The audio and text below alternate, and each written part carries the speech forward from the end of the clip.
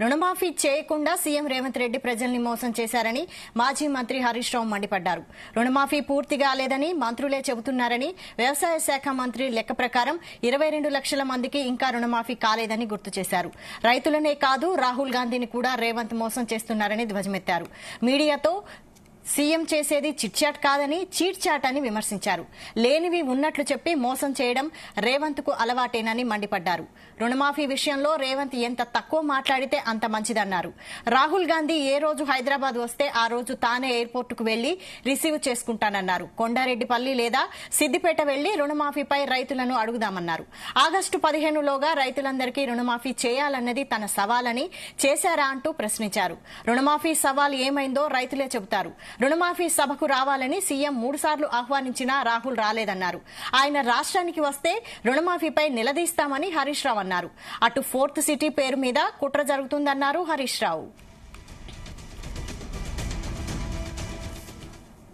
ఇదే అంశంపై మరిన్ని డీటెయిల్స్ బ్యూరో చీఫ్ నరేందర్ అందిస్తారు. నరేందర్.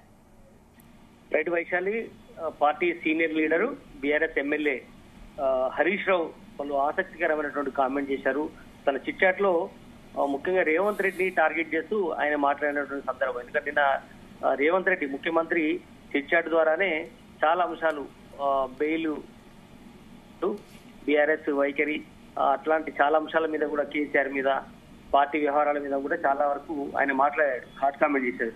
దానికి కౌంటర్ గా హరీష్ రావు కాసేపటి క్రితమే తన చిట్చాట్ లో మాట్లాడుతూ నిజంగా దొంగ అంటే నేను కాదు, గజ దొంగ నువ్వు అంటూ రేవంత్ రెడ్డిని టార్గెట్ చేస్తూ హరీష్ రావు మాట్లాడాడు.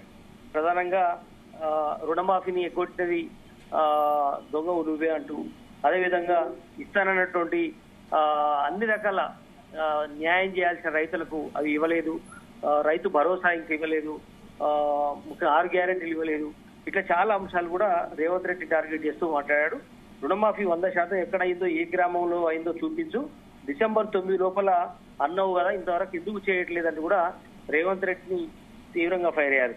అంతేకాకుండా ఇదంతా డ్రామా చేస్తున్నావు, ఎన్నిసార్లు మోసం చేస్తుంది మీ కాంగ్రెస్ పార్టీ అని కూడా చెప్పే ప్రయత్నం చేశారు. అంతేకాకుండా రాహుల్ గాంధీ చాలా అంశాల మీద ఆయన మాట్లాడుతూ వచ్చాడు. బీసీలకు రిజర్వేషన్ అంశం కానీ ఇట్లాంటి అన్ని అంశాలు, కానీ ఇక్కడ మాత్రం రేవంత్ రెడ్డి అవన్నీ కూడా బీసీలకు అన్యాయం చేసి కుట్ర చేస్తున్నావు, స్థానిక సంస్థల్లో గనక వాళ్ళకు కోటా ఇవ్వకపోతే ఆ పార్టీని ఎండగడతామని కూడా ఆయన మాట్లాడాడు. వాస్తవానికి రేవంత్ రెడ్డి నిన్న చిట్ చాట్ చేయలేదు, చీట్ చాట్ చేశాడని కూడా ఆయనని వ్యంగ్యంగా మాట్లాడినటువంటి సందర్భం. రుణమాఫీ పూర్తిగా జరగలేదని మంత్రులే అంటున్నారు. ఎందుకంటే వాస్తవానికి 42,000 కోట్ల రూపాయల దాకా కావాలని ఆ రోజు నిర్ణయం తీసుకున్నారు మంత్రివర్గ సమావేశంలో. దాని తర్వాత ఇప్పుడు 7,500 కోట్లు మాత్రం ఇవ్వాల్సిన పరిస్థితి ఏర్పడింది. మిగతా అంత పైసలు ఎక్కడ పోయి నేను కూడా హరీష్ రావు మాట్లాడుతూ వచ్చారు. రుణమాఫీ చేయకుండా మోసం చేసేవాడు కూడా చెప్పే ప్రయత్నం చేశారు. పట్టపగల 50 లక్షలు ఇస్తూ దొరికిన వ్యక్తివి నువ్వు రేవంత్ రెడ్డి అంటూ కూడా హరీష్ రావుని స్ట్రైట్ గా టార్గెట్ చేస్తూ మాట్లాడాడు. నన్ను దొంగ అంటావా అంటూ కూడా హరీష్ రావు మాట్లాడాడు. రుణమాఫీపై 100% రాహుల్ గాంధీ తీసుకునే రేవంత్ సొంత గ్రామం కొండారెడ్డిపల్లి తీసుకెళ్ళా, ఆ రోజు అన్నది ఆయనే కదా అని కూడా అనే ప్రయత్నం చేశారు. అంతేకాకుండా చాలా ఇంట్రెస్టింగ్ విషయాలు కూడా చెప్పుకుంటూ వచ్చారు.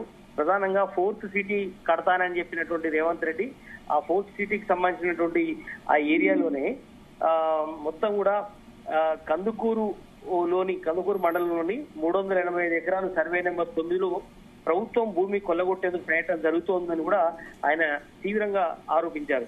అక్కడ 892/1 సర్వే నెంబర్ లో 28 ఎకరాలు కూడా తుక్కు కూడా వద్ద భూమి ఉంది.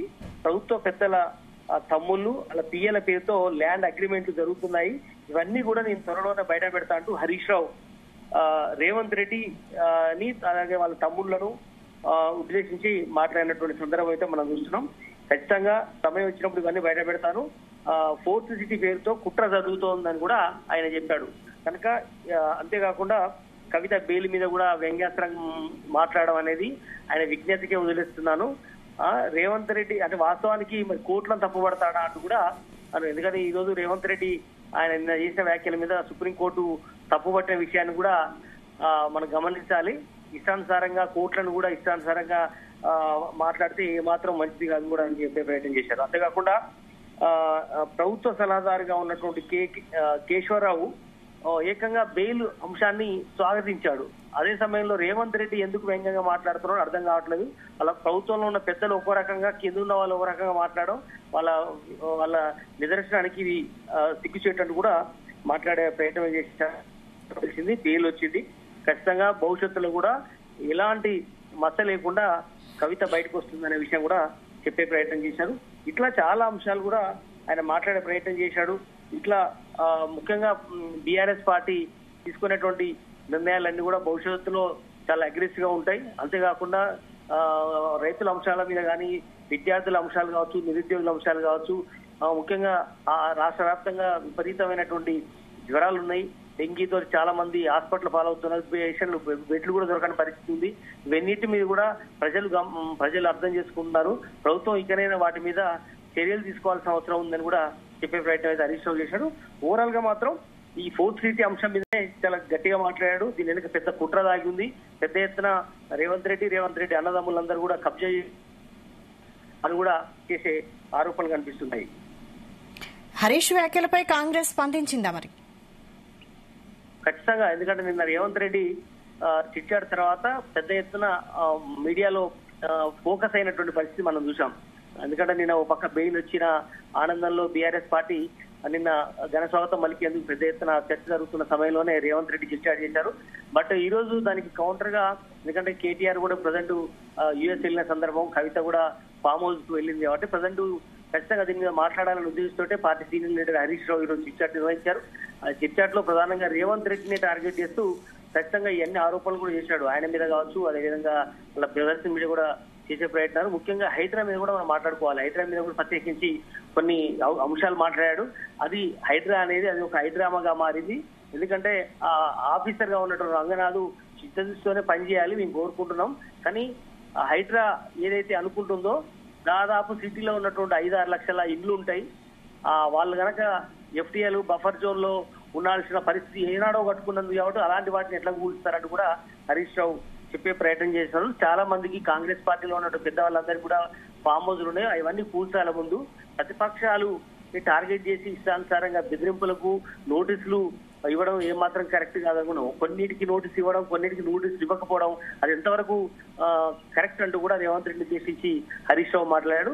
కనుక హైడ్రాతో చిత్తశుద్ధితో పనిచేయాలి, కనుక ఇష్టానుసారంగా కూల్ చేస్తామంటే ఎట్టి పరిస్థితిలో ఊరుకోం, ప్రజల తరఫున పోరాడతామంటూ కూడా హరీష్ రావు ఈ సందర్భంగా చిట్చాట్ లో మాట్లాడారు.